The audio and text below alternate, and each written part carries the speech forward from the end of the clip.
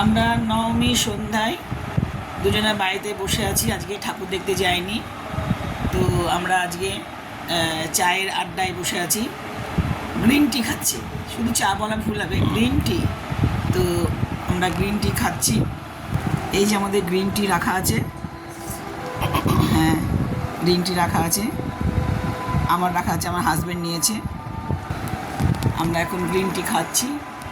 আমাদের শুভ নবমী আমাদের ভালোভাবে কাটছে, ভালোভাবে কাটুক, সবারই ভালো কাটুক, এটাই আমরা চাই মা দুর্গার কাছে।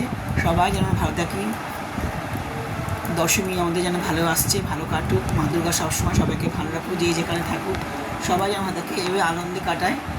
আমরা দুজনে বাড়িতে আছি, আমরা দুজনে এইভাবে আমাদের সময় কাটাচ্ছি, ভালো আছি, খুব ভালো আছি।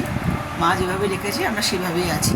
ঠিক আছে বন্ধুরা, আজকে নবমীর ব্লগটা দিলাম, ঠিক আছে।